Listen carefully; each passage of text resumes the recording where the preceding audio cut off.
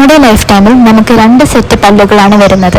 ആദ്യത്തേത് പ്രൈമറി ഡെന്റിഷനും പിന്നീട് വരുന്ന പെർമനന്റ് ഡെന്റിഷനും. പാൽപ്പല്ലുകൾ 6 വയസ്സാകുമ്പോഴേക്കും കൊഴിഞ്ഞു തുടങ്ങും. പെർമനന്റ് ടീത്തിൽ ആദ്യം വരുന്നത് അണപ്പല്ലാണ്. ഇതൊരു 5.5 മുതൽ 7 വയസ്സ് വരെയാണ് വരുന്നത്. ഈ പല്ല് ഒരു പല്ലും കൊഴിഞ്ഞ് അതിന് പകരമായി വരുന്നതല്ല, പാൽപ്പല്ലിലെ അണപ്പല്ലിന് പിറകിലായി വരുന്നതാണ്. ഈ പല്ല് വരുമ്പോൾ ആരും ഇതൊരു പുതിയ പല്ലായി കൺസിഡർ ചെയ്യാറില്ല. അതുകൊണ്ട് തന്നെ വലുതായി കെയറും കൊടുക്കാറില്ല. ഈ കാരണത്താൽ ഇത് പെട്ടെന്ന് കേടായിപ്പോവും. എന്തുകൊണ്ട് ശ്രദ്ധിച്ചില്ല എന്ന ചോദ്യത്തിന് ഇത് പാൽപ്പല്ലല്ലേ, കൊഴിഞ്ഞു പോകും എന്ന് കരുതിയാണ് എന്നാണ് പേരൻസിന്റെ മറുപടി. പെർമനന്റ് മോളാസിലെ ഫിഷേഴ്സും ഗ്രൂവ്സും ഡീപ്പ് ആണെങ്കിലും അതിൽ ഡിസ്കളറേഷൻ ശ്രദ്ധയിൽപ്പെട്ടാലും ഭാവിയിൽ കേട് വരാതിരിക്കാനായി പ്രതിരോധ ചികിത്സ എന്ന നിലയിൽ pit and fissure sealant application ചെയ്യാവുന്നതാണ്.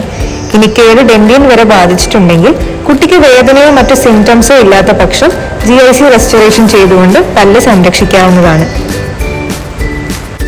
ഈ പെർമനന്റ് മോളാറുകൾക്ക് വലിയ രീതിയിൽ ആഴത്തിൽ കേടുകൾ സംഭവിക്കുകയാണെങ്കിൽ സാധാരണ രീതിയിലുള്ള റെസ്റ്റോറേഷൻസുകൾ കൊണ്ട് അവയെ ചികിത്സിക്കാൻ സാധിക്കില്ല.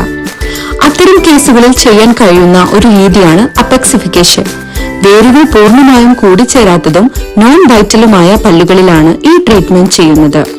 MTA, കാൽസ്യം ഹൈഡ്രോക്സൈഡ് തുടങ്ങിയ മെറ്റീരിയലുകൾ ഉപയോഗിച്ച് വേരിന്റെ അഗ്രഭാഗം അടയ്ക്കുന്ന രീതിയാണ് ഇത്. വേരിന്റെ അഗ്രഭാഗം ക്ലോസ് ആയതിനു ശേഷം റൂട്ട് കനാൽ പ്രൊസീജിയർ ചെയ്യാവുന്നതാണ്.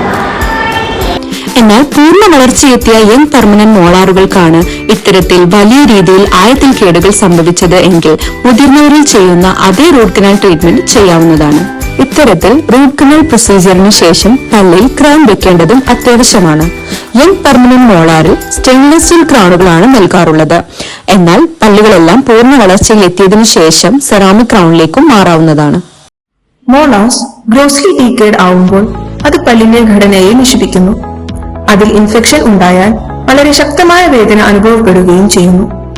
ആ പല്ലിനെ എടുത്തു കളയുകയും അതിന് ആവശ്യമായിരുന്ന ഒരു സ്പേസ് മെയിന്റനർ ഉപയോഗിച്ച് നിലനിർത്തുകയും ഭാവിയിൽ ഇംപ്ലാന്റ്, ക്രൗൺ മുതലായ പ്രോസ്തെറ്റിക്സ് വെക്കുകയും ചെയ്യണം. കേട് വലിയ ചികിത്സിക്കുന്നതിനേക്കാൾ വരാതെ സൂക്ഷിക്കുക എന്നതാണ്. അതുകൊണ്ട് തന്നെ ശരിയായ രീതിയിലുള്ള ബ്രഷിങ്ങും ഫ്ലോസിങ്ങും കുട്ടിക്ക് പറഞ്ഞു കൊടുക്കുക.